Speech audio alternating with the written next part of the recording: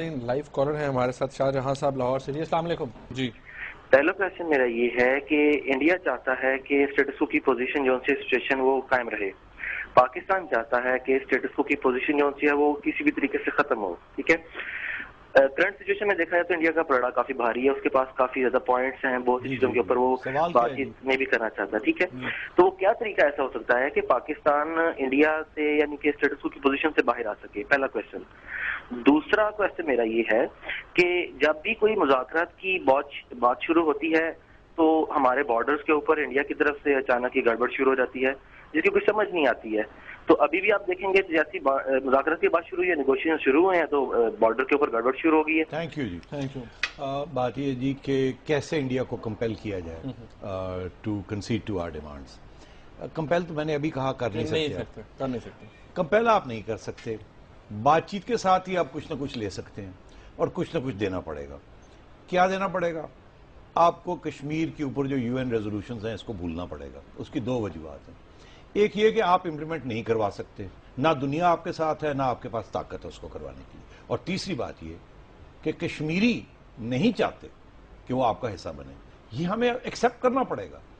ہو سکتا ہے ایک وقت تھا جب وہ چاہتے تھے, مگر بہت کچھ ہو چکا ہے, اب وہ نہیں چاہتے. اس لیے اس وجہ سے we have to start talking اور وہاں آ کے سیٹلمنٹ کریں جہاں کشمیریوں کو ایکسیپٹیبل ہو. اسی طریقے کے ساتھ پانی کا مسئلہ, پانی کے اوپر بھی ابھی تک انڈس واٹر ٹریٹی جو ہے وہ برقرار ہے. ایک مسئلہ ہوا تھا بغلیار ڈیم کے اوپر, ہندوستان بات ماننے سے انکار کر رہا تھا. سال ڈیڑھ سال ہم ان کو سمجھاتے رہے, انہوں نے ہماری بات نہیں مانی. پھر ایک میکنزم تھا, اس میکنزم کو استعمال کیا گیا, ورلڈ بینک کو انوالو کیا گیا, ورلڈ بینک کا فیصلہ آیا. ورلڈ بینک کا فیصلہ کچھ حد تک ہمارے حق میں تھا, کچھ حد تک ہمارے خلاف تھا. کیا تھا فیصلہ کہ جی وہ جو ریزروار بن رہا ہے اس کا 1.5 میٹر اس کی لینتھ جو ہے, اس کی جو ہائٹ ہے وہ کم کر دی جائے. اس سے زیادہ کوئی سبسٹینشل بات نہیں ملی. اس کا مطلب یہ ہے کہ انڈس واٹر ٹریٹی جو ہے وہ برقرار ہے.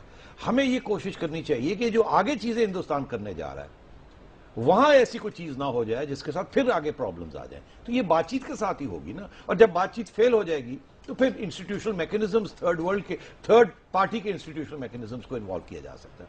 آج کل کے زمانے میں ڈسپیوٹ ریزولوشن جو ہے وہ قانون اور پولیٹکس کے ذریعے کی جاتی ہے, فورس کے ذریعے نہیں. ایون امریکہ فورس کے ذریعے نہیں کروا پا رہا. آپ نے دیکھ لیا افغانستان میں کیا ہو رہا ہے. سپر پاورز ایک حد تک کر سکتے تھے, اب وہ بھی نہیں کر سکتے, اور ہم تو سپر پاور بھی نہیں ہیں, ہم تو سیلف ریلائنٹ بھی نہیں ہیں. ہمیں سمجھنا چاہیے ان باتوں کو. ہمارے ہاں غربت بڑھ رہی ہے, ہمارے ہاں امپلائمنٹ نہیں مل رہی لوگوں کو, ہر قسم کے پرابلمز آ رہے ہیں, اور ہم بات کرتے ہیں کسی اور چیز کی. ہمیں بھی سوچنا چاہیے اس کے بارے میں. شیٹی صاحب ہمارے ساتھ سجاد صاحب ہیں لاہور سے. جی السلام علیکم. نجم سید صاحب آپ کو بھی اور سب سننے والوں کو السلام علیکم. سوال دو کروں گا چھوٹے چھوٹے. ایک تو یہ ہے کہ پچھلے 63 سال سے انڈیا کو عادت پڑ چکی ہے اپنے مطابق بات کرنے کی اور اپنے ہی مطابق آگے بات کو لے کے چلنے کی. دوسرا یہ ہے کہ کشمیر تو آنے سے دور نظر آ رہا ہے, آنے سے رہا نہیں کہوں گا لیکن دور نظر آ رہا ہے. کشمیر لیتے لیتے پانی ہم سے نکل گیا جناب. اب پانی کیسے لیں؟ منگلا کی صورتحال زیرو پہ آ گئی ہے لیول اس کا. Thank you. آپ صحیح کہہ رہے ہیں, لیتے لیتے دینا پڑ جا رہا ہے. تو پھر کیا آپ اس کا کیا کنکلوژن کیا ہے پھر کہ وہ کام کریں جہاں کچھ مل بھی جائے. آپ نے 60 ایئرز, یہی تو میں کہہ رہا ہوں اس وقت سے, کہ آپ نے ایک پالیسی اختیار کر کے ٹرائی کر کے دیکھ لی, نہیں کامیاب ہو رہی, اور دن بدن آپ کا اور ہندوستان کا جو ڈسٹنس ہے وہ بڑھتا جا رہا ہے. دنیا گلوبلی ہندوستان کی طرف جا رہی ہے, آپ آئسولیٹڈ ہوتے جا رہے ہیں. تو کس بیسس کے اوپر آپ کچھ لینے جائیں گے ہندوستان سے؟ تو یہ آپ کو بھی اپنی جو your own strengths and weaknesses you have to understand. تو آپ صحیح کہہ رہے ہیں, یہ نہ ہو کہ لیتے لیتے اور دینا پڑ جائے. آدھا ملک تو چلا گیا آلریڈی. کشمیر ہم بننا نہیں چاہتا پاکستان کا حصہ. اب پانی کے اوپر پرابلم شروع ہو گئے. تو یہ ہماری سکسیسفل فورن پالیسی رہی ہے یا فیلڈ فورن پالیسی رہی ہے؟ یہ سوال ہمیں پوچھنے چاہیے. مگر امید کہاں ہے؟ امید یہ ہے کہ یہ ہمارے سیاستدان جتنے بھی برے ہیں, گندے ہیں, کرپٹ ہیں, جو بھی ہیں, مگر کم از کم اس چیز کے اوپر وہ اب اتفاق کرتے ہیں کہ ہندوستان کے ساتھ اور کوئی راستہ نہیں ہے, ہمیں امن کے ساتھ ہی اگر کچھ مل سکتا ہے تو امن کے راستے سے ملے گا, لڑائی جھگڑے اور جہاد کے راستے سے نہیں ملے گا. شہری صاحب یہ ایک SMS ہمارے دوست نے کیا ہے، محمد عمر ہیں، انہوں نے کہا کہ حافظ سعید کے حوالے سے انڈیا ہمیشہ بات کرتا ہے، تو شہری صاحب کیا آپ کو یہ نہیں لگتا کہ حافظ سعید صاحب کا بھی موقف سنا جانا چاہیے؟ یہ بہت اہم سوال ہے، اچھا سوال ہے، ضرور نیسیسری سوال ہے۔ حافظ سعید صاحب کا میں بہت احترام کرتا ہوں، تو ان کی ذات کی بات نہیں کرنی چاہیے، جس سوچ کو وہ ریپرزینٹ کرنے ہیں اس کی بات کرنی چاہیے۔ وہ محب الوطن ہے، مگر کیا میں محب الوطن نہیں ہوں اگر میں ان سے ڈس ایگری کروں، یا منیب ان سے ڈس ایگری کرے، یا کوئی اور ان سے ڈس ایگری کرے؟ ایکچولی ہو یہ رہا ہے کہ ہم نے ان کی سوچ کی پالیسیز اب تک اختیار کر رکھی اور جس کا نتیجہ آپ کے سامنے ہے۔ اب دو راستے ہیں آپ کے لیے، یا ان پالیسیز کو بڑھاتے چلیں اس سٹیج پہ جب کہ ایک نیوکلیئر جنگ ہو جائے، یا آپ ان پالیسیز کو روکیں۔ اب مشرف نے دونوں پالیسیز ٹرائی کر کے دیکھ لی۔ شروع میں جب مشرف صاحب آئے تو انہوں نے جہاد اور اس سوچ کو ایکسٹینڈ کیا، کارگل سے شروع کیا اور آگرہ تک لے گئے، لڑائی جھگڑے کی سوچ اور جہاد کی سوچ اور ہندوستان کو کمزور کرنے کی سوچ وایا دس فارم آف ملیٹنسی، تو کچھ نہیں ملا۔ پھر مشرف نے 2003 میں اپنے رخ بدلا اور رخ بدلتے بدلتے معاملہ آگے چلایا، وہی معاملہ جو نواز شریف صاحب چلانا چاہ رہے تھے، یہی تو میں کہنا چاہ رہا ہوں، اور وہی جو بے نظیر۔ تو ہماری فوج میں بھی یہ احساس ہے کہ اب جنگ کے ساتھ کچھ نہیں ملے گا۔ تو میں آپ سے یہ عرض کرتا ہوں کہ حافظ سعید صاحب کی سوچ ایک زمانے میں it was worth trying that, ہم نے ٹرائی کر لی، وہ نہیں سکسیسفل ہوئی، بہت کچھ گوا دیا اس سے۔ اب ضرور یہ کہ کیا ہمیں بالکل ریپ کر دینا چاہیے یا نہیں، نہ کریں، مت کریں، ان کا حق ہے اپنی سوچ کے اوپر خیال کا اظہار کرنے کا، کریں، مگر ایسی چیز نہیں ہونی چاہیے جس کے ساتھ آپ کی ریاست، آپ کے ملک کو نقصان ہو جائے۔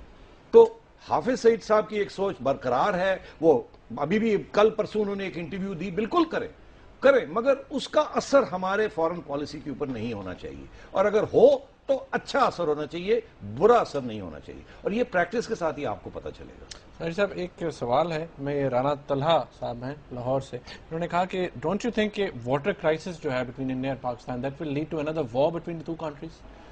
دیکھیے ابھی آپ اگر ہمارے جو واٹر کے کمشنر ہیں جماعت علی شاہ صاحب، ان کی اگر آپ باتیں سنیں تو وہ کہتے ہیں ابھی تک کوئی واٹر کی کرائسس نہیں ہوئی، یہ باتیں شروع ہو گئی ہیں مگر ابھی تک ہندوستان نے کوئی پانی چوری نہیں کیا، بالکل ابھی تک نہیں ہوا، ایسا کچھ نہیں ہوا۔ ہاں آگے ہو سکتا ہے کہ نہیں، آگے جو پلانز بنا رہے ہیں اس سے بالکل ہو سکتا ہے، اس لیے اب ہمیں اس کی طرف توجہ دینی چاہیے۔